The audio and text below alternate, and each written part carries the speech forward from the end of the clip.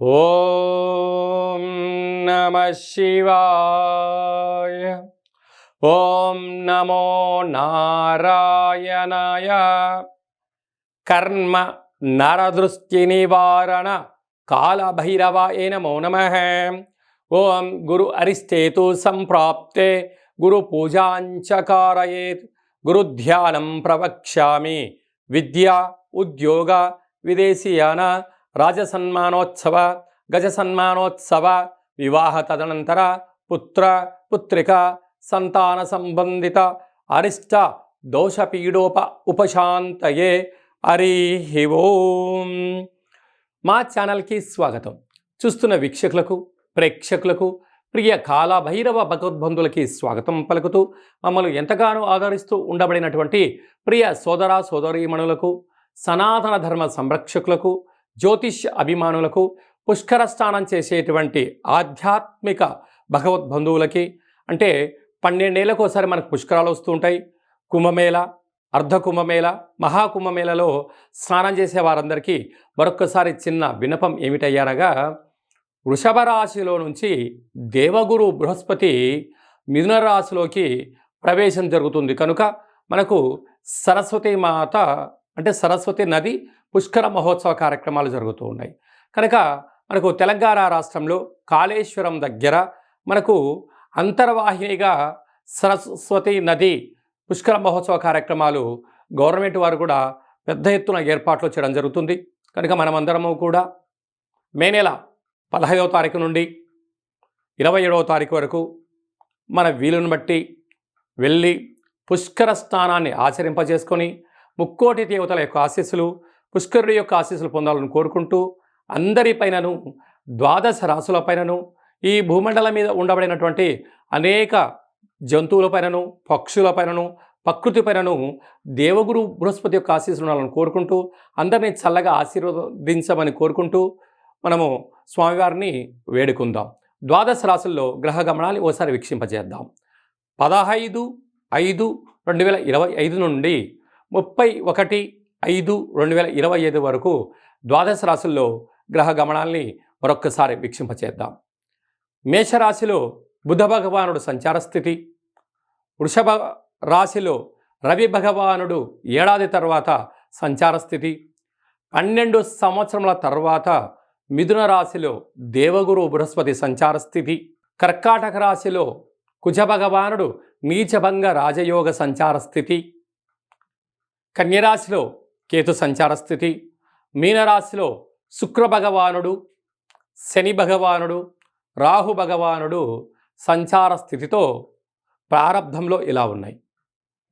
19వ తారీఖు 5వ నెల 2025 నుండి రాహు భగవానుడు కుంభరాశిలోకి సంచార స్థితి, కేతు భగవానుడు సింహరాశిలో సంచార స్థితితో 12 రాశుల్లో గ్రహ గమనాలను మనం ఒకసారి వీక్షింపచేసాం.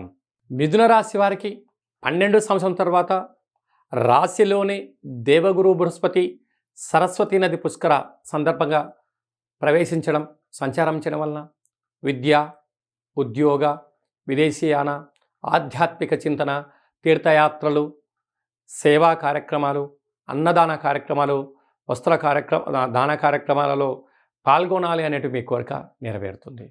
గురువుల యొక్క సేవ, దేవాలయ ప్రదక్షిణము, దేవాలయంలో సేవ, సత్సంగ మహోత్సవ కార్యక్రమంలో పాల్గొనడానికి చాలా మీరు ముగ్గు చూపిస్తారని చెప్పి కనుకోవాలి. ఇక మిథునరాశి వారికి ఇంకనూ యోగం కలగాలి అన్నట్లయితే ప్రవహించే నీటిలో పసుపు రంగు కలిగినటువంటి వస్త్రాన్ని దానం చేయడం, పసుపును కొబ్బరికాయని నీటిలో వదిలేయడం వల్ల గురుయోగ్యత శక్తి కలిగి అద్భుత రాజయోగం మిథునరాశి వారి సొంతమవుతుంది. 2వ స్థానంలో కుజుడు సంచారం చేయడం వలన రుణ సమస్యలు, రోగ సమస్యలు తొలగిపోయే పరిస్థితి ఉంటుంది. ఇలాంటప్పుడే మౌనం, ధ్యానం, ఏకాగ్రత, సత్ప్రవర్తన వలన మీరు మరో మెట్టకి స్థిరచర ఆస్తులు మీ సొంతం కాబోతాయి. అదే కాకుండా కూడా అర్ధాష్టమ కేతు, చిన్న చిన్న విషయాలకు ఆందోళన వద్దు. రాజ్యస్థానంలో శుక్రుడు, శని, రాహు సంచార స్థితి ఉండడం వలన ఉద్యోగస్తులలో, వ్యాపారాలలో గృహ మార్పు, ఉద్యోగ మార్పు కనిపించే పరిస్థితి ఉంటుంది. కనుక మీరు పెద్దగా ఆందోళన చెందనక్కర్లేదు.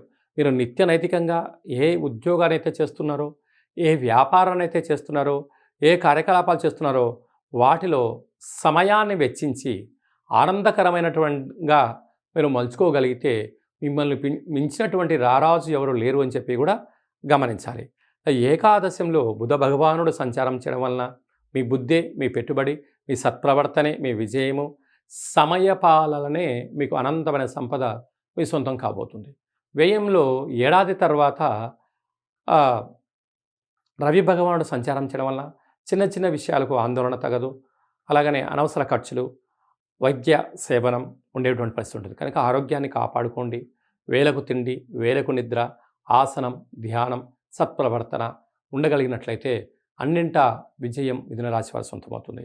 స్వయం వృత్తులు, సేవారంగాలు, పోలీస్ శాఖ, రక్షణ శాఖ, మార్కెటింగ్ రంగంలో ఉండబడిన వారు, ఇంజనీర్ రంగంలో ఉండబడిన వ్యవసాయ సోదరీమణులు, గృహ భవన నిర్మాణ కార్యక్రమాన్ని చేసేవారందరికీ కూడా చాలా మంచి కాలం ఉందని చెప్పి గమనించాలి.